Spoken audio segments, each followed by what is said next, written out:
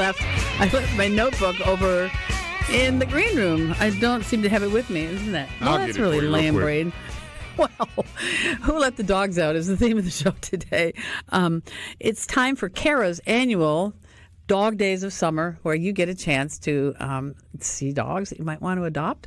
In fact, last time I went a couple of years ago, one of your workers came up to me and said, we have a dog just like yours. And I went and saw him. He's a sweet boy, and I know he got adopted right away. So I've got Denise Cantrell here. She's on the board of CARA, and I have Dr. Megan Malone from the Highland Vet Clinic. You're in Madison County, but you're in Ridgeland, the city of Ridgeland. Welcome. Thanks a lot.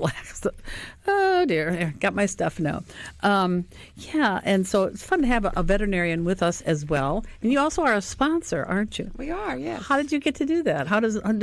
What made you say, hey, I want to help out with here? Well, my husband and I the past few months have been really trying to figure out how to get kind of more involved in our community. And so this kind of came along and just seemed like a perfect opportunity, and also to kind of help kind of spread awareness of our clinic and everything that we do, since we do things a little differently. Yes, tell me what you do. I mean, you do the usual Absolutely. stuff. Yeah, all the normal stuff that you would normally think of, but we also we do a little bit of Eastern medicine as well. So I do acupuncture, we do laser therapy, we also dabble in some herbal medicine, food therapy. So we do kind of we have more tools in our tool belt. So the cryotherapy you do? We don't do cryotherapy, not yet. At least. Okay. Yeah. I did see a cryotherapy on the zoo. Oh, yeah. I watched a lot of that stuff when they had it. They don't have much of it anymore, but anyway. Yeah. You said CARA's the one for me, huh? Yep. So we're excited about it, and I think it's going to be a lot of fun. Yes. So how many dogs are you bringing to the event, which is going to be a week from Saturday? A week from Saturday. At LaFleur's? The LaFleur's Bluff State Park at Mays Lake near the campground, not on the big side near the museums. We'll be on the side of Lakeland Drive entrance. Okay. It's very confusing, so I wanted to make sure I said that. Yeah, but you always bring some dogs. Yes, we bring some of our CARA dogs that are available for adoption out there. We usually bring, 10 to 12. We've got designated volunteers that are their person for that day, and they can talk with people that are interested in each one of the dogs, and they can come over to the CARA tent and meet each and every one of our dogs, and then all of our attendees can bring their dogs too. So we're going to have a lot of dogs there. It's fun. It's a real fun thing to do. I missed that you're at the reservoir, but what the heck? You found another place of necessity, and this is a good one. Yeah. So that's really.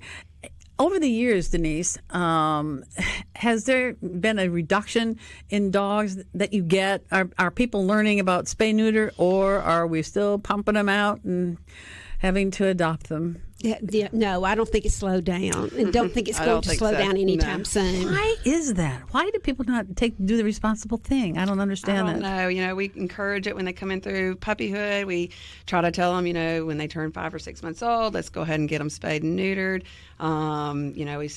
We just have a lot of country dogs still, and unfortunately, there's no laws to prevent that.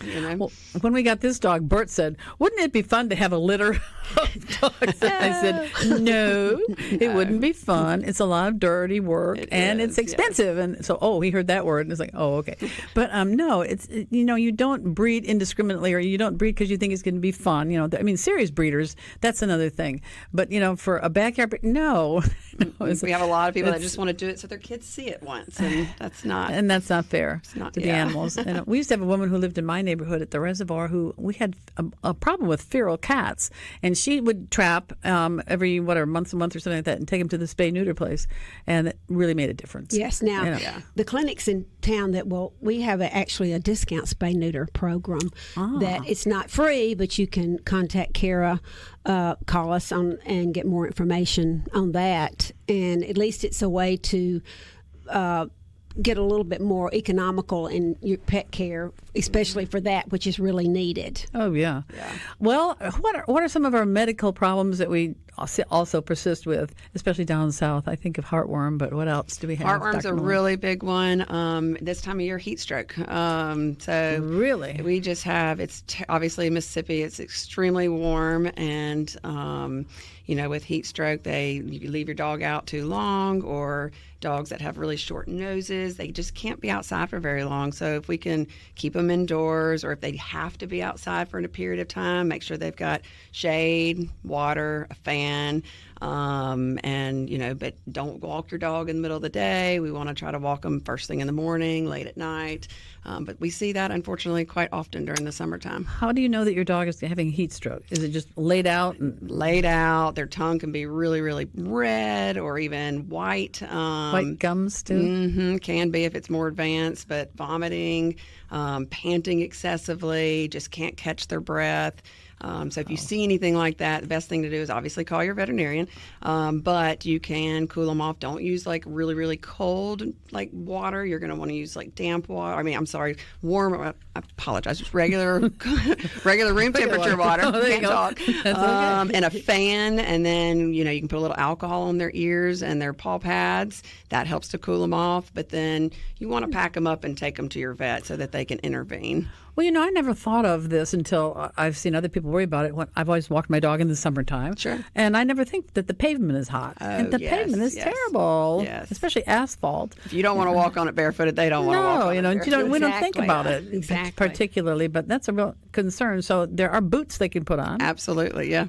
Some of them are kind of and some dogs don't like it, but but the boots do definitely help. So you can get boots at pet places, right? Yeah. Oh, yeah. So Denise, how do you get your animals? How do you get your dogs? Are they picked up on the street, or do people drop off, or how does that work? Yes, most of the dogs that we get, we're not in the animal control business of going out and getting the dogs, but a lot of them will be dropped off at the shelter or just through communication by emails. People will contact us and say they've either found a dog that's a stray, or their living conditions may have changed, that they're having to go into an apartment and they can't take a larger dog with them. Mm-hmm. So, and the other one is when people have young children, brand new newborns, they usually don't have time for their animals, so they'll want to surrender them. There's a lot of heartbreaking stuff that goes on. I would think if somebody has to surrender an animal for something like that. Wow, how do you deal with that? Yeah, cry with them. Yes, and then also the expense of animals, which the expense for animals these days is keeping them healthy. A lot of people just don't have that extra funding, so a lot of them are giving them up, for all kinds of reasons. Well, it is not cheap to have a dog. That's just the way that goes. And I think one of the biggest expenses probably is heartworm care, but you have to do it year-round in Mississippi, don't you, Dr. Malone? You do, yeah. Unfortunately, it never gets cold enough here for all. It's heartworms are transmitted by mosquitoes, and so unfortunately, it never gets cold enough for the mosquitoes to go completely away. Also, mosquitoes come indoors, so even if your dog only goes outside for 5 minutes, per day, they're still exposed. Let me tell you how you all can get in on this conversation. If you'd like, you can call us at 808-888-888-808-8637, 888-808-8637, and you can text us at 601-879-4395. Again, that's 601-879-4395. And you can watch us because we are online. Mary Wieden, SuperTalk.fm Mary. No, supertalk.fm/Mary. And that'll be on YouTube, too, later on today. But you can watch us right now in living color and see what we look like. Oh. If you don't, you'll just be missing out on a really good, really good deal. In my chair now, okay? No, that's okay. It's like, yeah, who's that lady? That's Denise with the blonde swinging her chair swinging around. her chair around. But this is, I know you just get so excited about this event every year. Did you have when I've seen it in the past, a star dog? There's one particular dog that you name it after, or something like that? Yes, well, who have you got actually, this is our 16th year because of the COVID. For 2 years, we had to cancel. But it is our 16th year, and what we do every year is, in probably the last 6 or 7 years, is instead of just doing some type of T-shirt, like I've got on our event T-shirt today, but we pick an animal, and that animal is featured on our T-shirt, and then we tell the story, on shows like we're going on. Like this one, we decided this is the first time we've done puppies. And we had this litter of puppies that were 7 puppies, and their mom were literally found on Highway 18 on the side of the road in a kennel. They were just a day or two old, and one of our CARA board chairman was coming in to the shelter, and she thought it was just one dog in the kennel, and she stopped to pick it up and realized there were 7 newborn puppies. My Lord. Actually 8. Unfortunately, by the time we could get to them, they had lost one. But we rallied our staff and got them to the shelter, and they have since grown up to be old enough that they were spay-neutered, and then they were transported up north. Unfortunately, Mama Evelyn had to stay back to have heartworm treatment, and so she will probably be transported since her puppies were up there. We usually don't leave the mama behind, but in this circumstance we had to. But so this was the story of the lucky 7, we called them. So couldn't get 7 on our T-shirt, so we put 3 of them. I love that. What are they? Just a little Mississippi breed. Heinz 57. Yes. Can you tell like a pit bull, shepherd? No, the mother was a little bit more lab-ish. Yeah, a little black and white. Just whatever. Yeah. Well, we did adopt a dog years ago, the first one, and she came from the Rescue League. She was a terrier mix. She and her sister were found on a street in Jackson, and really, so I got the other one that her sister was already adopted out. And this girl, really, I would have to say, she looked like a Jack Russell with a long tail. Could have been a Jack Russell. I mean, she was a squirrel dog and all that kind of stuff, but you never know. But apparently they make the best dogs, don't they? They do. I mean, there's a lot of stuff, oh dear, there's a lot of stuff I see on Instagram where the adopted dog knows that they're going home. Yes. Do you see that? Yes. Do you see that? I do, yeah. Do you both? I do. Do you see them coming and saying, I want you, or I want you? Do you see them doing that? I think I do. And I see that where, even dogs that have been homed multiple times and then they find their forever home and they just settle in. And you look at that dog and you're like, I don't know why he was rehomed 3 times, but he's a perfect match for you. Do you both have instances, I'm sure, with fostering? Don't you have people who foster?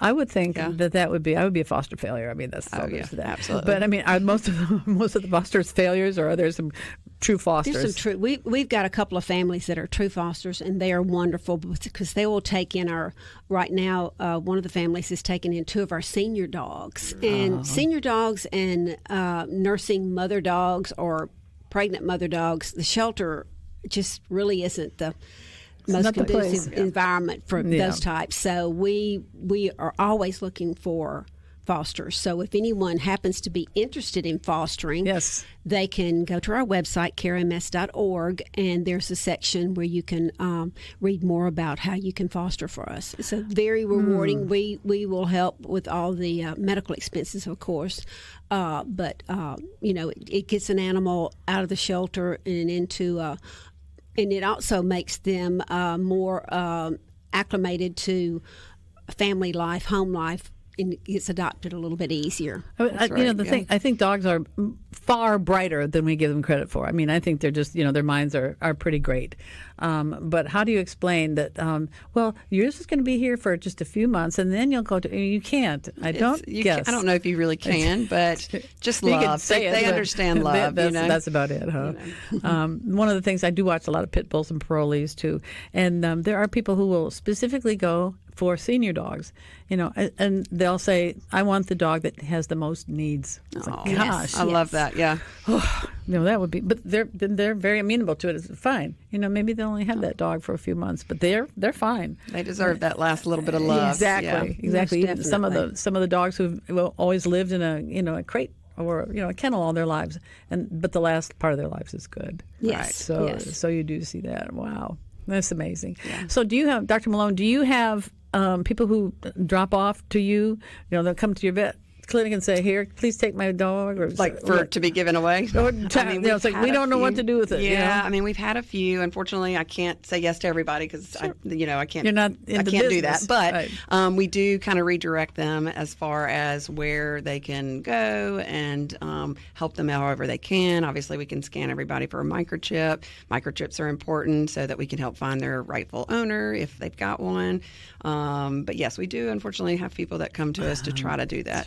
Denise, talk about microchipping, because your dogs are all, when they're adopted, Yes, they're microchipped. And actually, at Dog Days this next Saturday, we will have someone there microchipping for $15. So, as Megan said, that's a deal. So, but all of our dogs are microchipped, and it's a great thing. I mean, it's not the cure-all for everything, but at least if you're microchipped, someone can get it to a vet and get it scanned, and just maybe can get it back to its home quicker than waiting around for someone to find it. Sometimes I'll watch these programs and I'll see it and I'll think, boy, I hope they don't find the person because they've neglected this dog. You have to think about that. Right. But other times, hey, it's legitimate. Something happened. The dog got out, couldn't find him. Yeah, and got lost or something like that.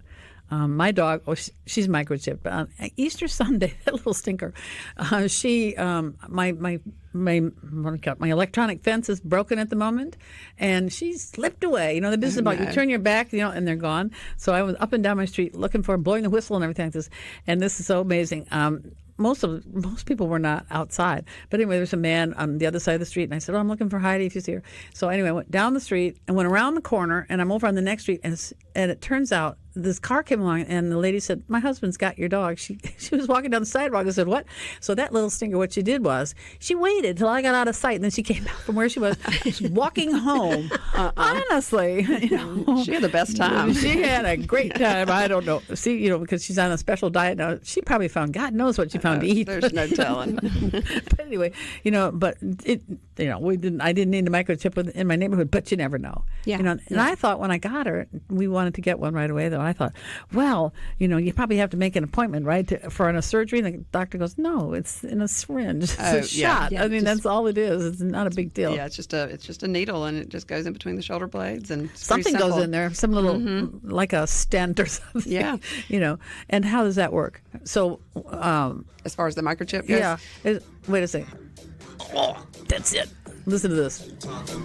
There was like 7 different mixes, so I was trying to figure out exactly which one. The last one was the top one. It was the top one. The correct one is the correct one. Yeah, the correct one is the correct one. Yeah, because it's funny because the email you sent, you had this is the correct one, this is the correct one, and there was not a link on that email. But when I went and checked it on the exact same email on another computer, the link was there. So I was like, that's why I was like, which one out of the 8? You're like, I sent the link. I'm like, I don't see it. Oh, that's weird. We got it now. Though. Well, it just didn't show up on this computer. On that computer. All the others, it did, yes. So, those dang computers. I tell you, they live their own lives. Well, but there were 2 versions of this, and there's the remix goes on forever and ever and ever. And then there's the shorter version. So when I initially sent this to him the other day, I didn't realize it was the long version. Well, he'll probably figure it out. And then didn't figure it out. And so then I went and found the shorter one. Yeah. Well, I found the shorter one. But I wanted to make sure that it was the right one. So I said, this is the correct one. And I thought, I'll do another one to make sure that you truly understand that this is great. I'll send it to myself as well. That's the one I got. When you send it to yourself, that's the link that showed up. Yeah. So I said, well, I've got it all. There's nothing more I can do. I've done. We got it. I've done my part, but it's great music anyway. I do like EDM music, and this one's been around for a while. Chris Lake and Green Velvet or something like that. Green Velvet, yeah. But that's not like that Deceiver song you came up with was like, no. That was a whole other thing. No. I didn't come up with it. That's just was searching. I don't know why this song is called Deceiver. It should be What You Talk About is what it's Well, that's what he's talking about. Your lips are moving, but you're not saying anything. You're deceiving. I see your lips moving, but what you talking about? What you talking about? I don't think he ever says the word deceive. No, but anyway, it's insinuated. But it's EDM. It's EDM. It's cool. There's another one that electric dance music. Yes, electronic dance music. That's what they play for the dogs. Well, no, I'm kidding. That song, Who Let the Dogs Out? Remember when that came out years ago? I thought somebody wrote that about Mississippi State. What did I know? Yeah. But there's another EDM that's really good. It's by a guy named Fisher. Have you ever heard of him? Probably not.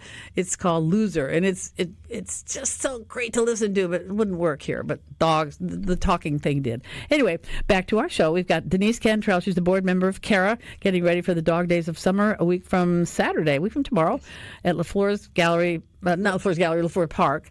And then I've got also in the audience, in the studio, Megan Malone, DVM, Doctor of Veterinary Medicine. She's got her clinic, Highland Vet Clinic, on Highland Colony Parkway. That's right. In and you do not just regular vet med. I mean, you do regular things. We do, yeah. But you also do some other things. You do like some acupuncture, yes. And so what do you use acupuncture on? By the way? So I originally started acupuncture because as I was doing regular medicine, I noticed more and more I was having to euthanize these older dogs, larger dogs that literally were outliving their body. They couldn't get up, they couldn't walk, and so I was like, surely there's something besides just medicine I can do to help these guys. And so that's where that's where I started. So most of what I use it for is for pain and arthritis. We see a lot of dachshunds that are down in the back end. They can't afford surgery. So we've had some great miracles, I call them, with acupuncture, using that and some regular medicine to try to get them up and walking again.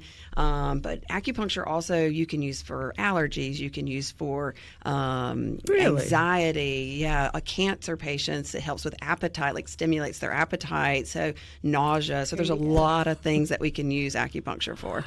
Well, maybe think about bringing my dog. She is in kidney failure, and she does not like those foods. I mean, they're expensive foods. She does not like hills. She'll stick her nose up at it. There are some Royal amazing. Canin, she's like this, because I want to put salt in it. Well, you can't do that. Right. You can't make it taste good. And she's outside grubbing around looking for anything in the ground. Whether it's black dirt, weeds, bugs, anything to eat. But right. So acupuncture. How does acupuncture work? I know it's little needles, and you put in then what happens? You put them in certain places. Yes, very specific places. And what it does is it actually stimulates the body. It helps to release endorphins. So, and it kind of helps to like regenerate cells. And so in general, it just helps decrease inflammation. It helps to move what we call chi or energy. But it kind of helps to just decrease the pain. And it's amazing. Well, how long do you leave the needles in? So it depends on the patient. So some in the beginning, because I don't want to overstimulate them in the very beginning, because you can actually kind of wear them out, especially if they're an older dog. And so in the beginning, it'll be 5 minutes. And then after that, I kind of work up to 15 or 20 minutes. And so it just depends on the patient, why they're there, what they need. Because some points and what points I'm using, because some points are way stronger than other points, like the appetite stimulant point, for instance. Where is the entry? Where's the point of entry? There's a couple of them, but there's one on the tip of the nose, and that one's a very strong point. I actually had one person tell me, brought in a cat that wasn't eating, and he said, "Can you do something for his appetite?" I was like, "Sure." So I put that in. The next time he came in, he said, "Don't do that point." He went home and wouldn't stop eating. I was like, I don't know. It works.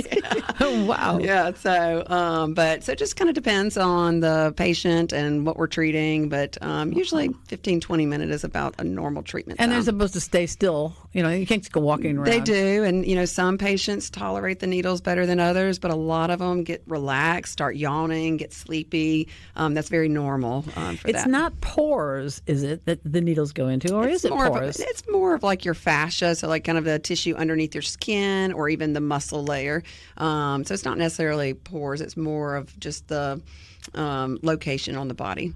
Wow. Yeah. That is awesome. Yeah. Did you have to go back to school for that? I did. It was about a 6-month program. Was it Mississippi State where you went? No, I actually went to the Chi Institute, which is a college out in Florida. Where in Florida? Ocala, Florida. So right outside of Orlando. I'm trying to pull up something here. Here's something we want to hear about. Dr. Moore is amazing. This is a text. Dr. Moore is amazing. Malone, it's not Moore, right? She was so caring, euthanizing our bulldog Buster. Oh, that's so sweet. That's really sweet. And then somebody else, I don't know what they're talking about. Something was sad but true. We were talking about something that was sad but true, but about dogs aging. Probably. But back to CARA. Are you going to be at the dog days? We are. Yeah, we're setting up a couple tents. We're even going to show people how we can do acupuncture. We'll bring out some of our fun toys out there, and we can do like little mini sessions on their pets if they want. Do you think that dogs can be? I'm sure the answer would be yes, but can be totally retrained. In other words, they'll get a dog in at CARA that lived on the street or something like that, and lived a certain way, and maybe it's not a young dog, middle-aged dog or whatever, and it's used to doing things in a certain way. Can you retrain them, do you feel? I think absolutely, yes. With enough love and attention, I think you can. Certain dogs, I mean, there are probably a few out there that have a harder time than others, don't you think? Jack Russell. Yeah, they're more stubborn than others. That's right. Well, I always say this, people should understand, and this is my second one, if you're going to get a Jack Russell, now that's a dog that requires constant life training because you can say no on that today and they'll do the same thing tomorrow morning. But that's right. There are certain things they don't want to do, and that's just the way that is. They have their ways about doing things. Now, so when we come to CARA, when we come to dog days, we can bring our own dogs. Yes, definitely bring your own dogs. We ask that you bring them on a secure leash, preferably with a harness, and we do frown upon the extendable leashes, retractable leashes.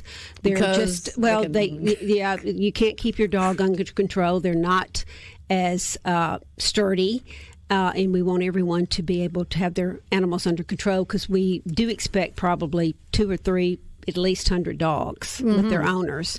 And owners get sidetracked because we have so many activities going on. So we just want to make sure that everybody's safe. Now, about those activities, what are they? Are they for everybody? Or for what you got going? Yes. We have something for everyone, every member of the family. For the children, we have a huge children's area where they can play on the big bouncy big blow-ups, I guess you'd say. And Bluebell Ice Cream is actually giving every one of the children some ice cream cups. And then we have an area for the men this year. A car club is going to come out and bring some of their cars. Cool. So we'll have that. What kind of cars? Old cars? New cars? Yeah, or I think it's cool kind cars? of half and half. Cool cars, Cool old cars. cars. And then we have a huge silent auction, and we have arts and craft vendors for the ladies to shop. And we have, for those that are just really interested in things for their dogs, we've got first the pet parade and the pet contest and the blessing of the animals. Then we have local agility and training professionals in town that'll be doing demonstrations, as well as a canine unit that's going to come out and do a takedown type demonstration. And we've got live entertainment music by Blind Dog Otis, a great little band combo that'll be playing that's headed up by Chris Derrick, who's a local musician here in town. And great food. We've got Lost Pizza, and we've got burgers. Got burgers by Outback, as always. Burger and chicken sandwiches, grilled sandwiches by Outback. Lost Pizza. We've got cookie desserts there, and we've got Raising Cane's that will have their iced tea and lemonade. Wow. And we've got just trying to think of something else that I'm missing. Wow. Again, we do like microchipping will be there again, and last but not least, a lot of our dogs at CARA that'll be available for adoption. Yeah, I was going to ask about. So, how many dogs will be there that can be adopted? Everyone that will be there could be adopted. Now we don't. You're not bringing the whole. We're not bring. We'll bring about 10 to 12. Yeah. That's a good number for us to have out there. And then, of course, all the dogs we have available are on our website, carams.org. And if you see, go out to the website and see one that you're interested in, you can fill out the application. Our adoption fee is $150, but the dogs are up to date on vaccinations. They're microchipped, they're spay-neutered, and they will be heartworm positive. And also... Negative. Heartworm negative. Sorry. Negative. Okay. I almost got all that out. You're doing really well. I was doing so good, and then I got. But then too, like I say, the animals that are out there, all of our animals out there, and then the ones that will be at the event, you can come over and meet each one of those.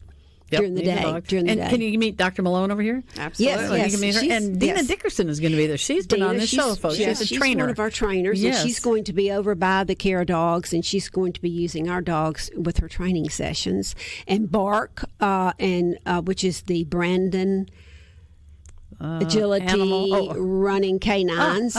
They will be out there doing some demonstrations, and like I say, the running dogs. Running dogs. I'll have to tell Hawk about that. You can use your dog. You can have they're going to have a session where you can take your dogs through the agility courses. I did do that one time. So, that'll be fun. That was a little thing. She thought, she can sleep through that one. Yeah, and I really would have. She would have benefited from agility because she, but I'm not now. She's going to be 13. I can't believe my little puppy's going to be 13 years old coming up. She's too old to learn that now, but that is a neat thing to do. And you can set some of that up in your yard. Yeah, absolutely. Yes. With the weave poles. And they love it. They love, Yes. A lot of dogs love to work, so they do. enjoy that. Well, My Hawk, that's all he wants to do is work. that's the German. He's a That's his working German dog. Shepherd. I Yes, love yes. it too. You want to do another segment? You want to do another segment or do our final segment? Did you Yeah, just? Is that yeah, the that's music? the music right there. Yeah. Okay. Let's come back and do our final segment of the show. That'd be kind of fun. All right, stay with us. It's Mary, Wieden, and you, and we're talking about CARA, dog days, and veterinary medicine. So stay where you are. This is my new thing, and getting used to these earplugs. I wanted to do them, just for something different, and so I have to really jam them in. They always say, "No, jam them in your ear." Quicker at it, though. It takes practice. It really does. Yeah. You only do one, is that correct? I do because I get the phone when I got used to answering the phones and stuff. When you have two, then you're always pulling one out. Yeah, and I can't really listen with one ear. I mean, I can't. I'm not an ear. I have to have both ears. Isn't this wonderful, folks? The audience hearing all these wonderful things. Well, this is our final segment, getting ready for a week from tomorrow, CARA Days, CARA's Dog Days. It's 16th annual. Wow. 16th annual dog days. Amazing. Of summer. And it's free unless you can pay money, but bring a bag of dog food. That would be the most wonderful thing because that's Yes. probably your biggest expense. That's one of our biggest expenses, and something, of course, that we need every day. Yes. And we love for it to be donated. And if you don't want to take the time to go purchase dog food, we'll definitely take a monetary donation. Sure, absolutely. Right. And I've got also Dr. Megan Malone. She has this. It's not holistic. That's not the terminology. What is it called? Integral. I call it integrative veterinary medicine. Yes. Yeah. So it's everything. We kind of integrate the Western and Eastern side of things. Do you recommend for heartworms, such a big thing? Do you recommend there's a pill that you can take that takes care of heartworms and fleas and ticks also? Yeah. There's that one, all in one. Or if a dog is intolerable to those, cannot tolerate those, you just do like Sentinel and some other stuff. Yeah, there are some that only have heartworm preventative in it, and there's also the injectable heartworm prevention, which really takes it's the convenience thing, so it's wonderful. I just did that one. Yeah, you do that twice a year? For my female, I did the 6-month heartworm, and then she's now on the 3-month flea and tick, so takes the guesswork of your dates out. But Hawk has been on the Simparica Trio. Right, yeah. That's the monthly pill, he's going to go next month. I'm getting him the 6-month heartworm and then the 3-month flea and tick, starting him on the same plan. Is that because of his age that he's on the same one? Money. Just different? I mean, I'm not. I had 2 to deal with. I figured the almost 4-year-old female, she's a lab. They're much more prone, it seems, to heartworms, and I wanted to go in and get her. Really? They just, for whatever reason, I guess it's just that damp skin or that those mosquitoes. Probably outside more, yeah. In the water all the time. Well, they're with me all the time. So I mean, when I'm getting bit, I know they're getting bit. So, that's right. And then the one he calls Hawk is the German Shorthair. Oh, what a dude! Goodness is he still intact? What you mean? Has he been neutered? Oh, he'll never be neutered. Why? I don't do that to my males. Oh, really? Yeah, my dad didn't either. Mainly because I just, he's a dude, and one day I may want to breed him. He's a highly bred animal. Like what my father would say. Right. But the only dog he had that was male, except for when he was a kid growing up, but when he had a family like me. That dog was the Springer Spaniel. He absolutely showed no interest in anything other than being with his people and being in the water. He loved living in Lake Huron, or whatever, hunting and being with the people. And he never showed any interest. Like he never humped or anything like that. A table, a person, nothing. He was just totally. Hawk's been on one lately. He's been on one. Has he been with a female yet? Dottie, but she's spayed. So I mean, that's his girlfriend's sister. All that. How dogs are, you never know. Why did you spay her? That really wasn't my choice out of the gate. But I wasn't really wanting to have a litter of dogs. I've bred labs my whole life and love doing it. I just don't have the time, and wasn't something that I felt with her. In the next, before she was 7 or 8, I probably wasn't going to be able to have a litter. But with a male, with a German Shorthair, I mean, he's such a dude, and everybody that sees him's like, oh my goodness, he is amazing. And he's huge. So I was kind of happy. You know, I didn't want to neuter him because I may want to breed him one day. And he's a great dog. He is big. The one our girl from Germany. Oh, by the way, she was Heidi, the first Heidi in my life. Her breed name, because she came from there, was Dagmar von der Volkerstock. And my parents said, we're not going to call our dog Dagmar. We're going to call her Heidi. But she was more delicate. You know, the female she was much smaller than Hawk.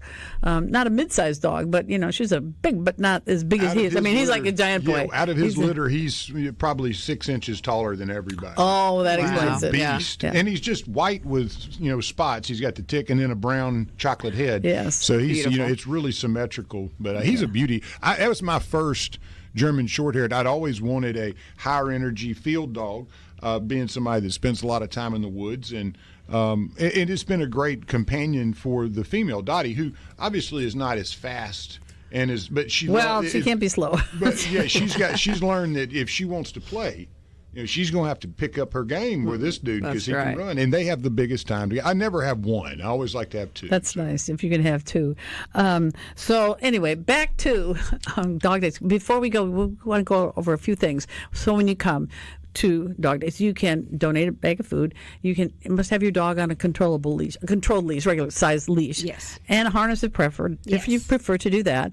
There's food for everybody. There's stuff for kids to do, and Dina Dickerson will be there. She's going to give training lessons, and Dr. Malone, what are you going to do as a veterinarian? What are you going to do while you're there? You talk with people, and bring your dogs and say, oh, Dr. Malone, my absolutely. dog. You can ask any questions. We're going to be there to visit. We're going to have, I'm going to bring my toys like my cold laser therapy, my pulsed electromagnetic field therapy. What? Yeah, that's Star Trek. What's she talking? What's she my talking fun about? little toys? Yep. What's she talking about over here? What is cold laser? What is that? So that actually helps to turn cells over quicker. So it helps with healing and decreases inflammation and decreases pain. So we use that with the acupuncture to kind of help with pain and arthritis, and so we'll have that to show people, and we'll also I'll bring some needles so we can do a little mini acupuncture session if you want on your pet. And I don't acupuncture humans. I've had a lot of people ask me. That's another. I was going to say I'm in. Right. My wrist has been acting up. That's right. No.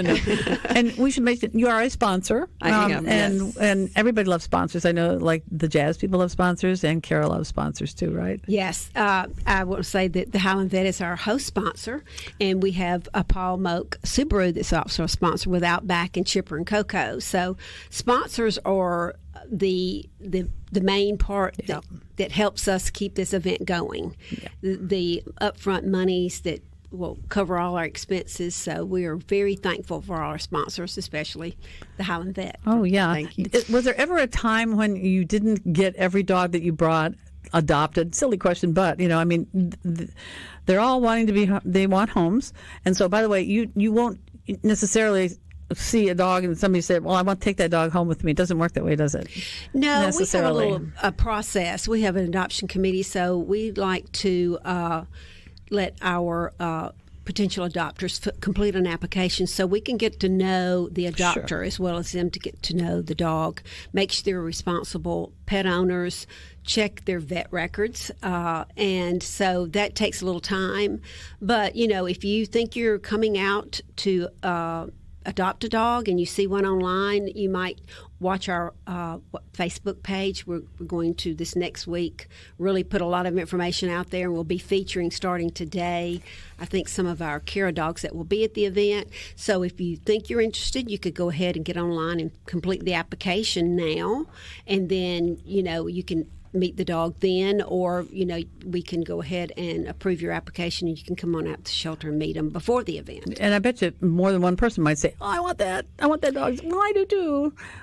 So you just go through the process. Going through the application process. We did this thing recently called Heart of the Horse, and these are they were 30 horses, mostly rescue horses, and then they took 30 trainers, and they each had 120 days to make them into beautiful, workable, and adoptable animals. And they always have, as I learned, a whole process, because you don't want your animal that came from a rough situation, probably, to go into another one. So they, people, you all need to know who these people are who want these dogs and want these horses and things like that. So, Dr. Malone, you don't do big horses, though. You don't do large animals. I retired from equine after vet school. Did you do some of it? Yeah, I mean, during vet school, you're required to go through an equine, like a equine and food animal rotation, 6 weeks of each, and I was about done after that. Really? Yeah. Really? Yeah. What, is it the pregnancy testing that was not so comfortable? I'll be honest, before vet school, I don't even know if I'd ever put a halter on a horse before. So really? Just never been large animal. I started working in a vet clinic when I was 15, but it was a small animal vet clinic. So dogs and cats, those are my jam. I do dabble in a little bit of exotic medicine, but not very much. I used to do some when I lived in Texas, but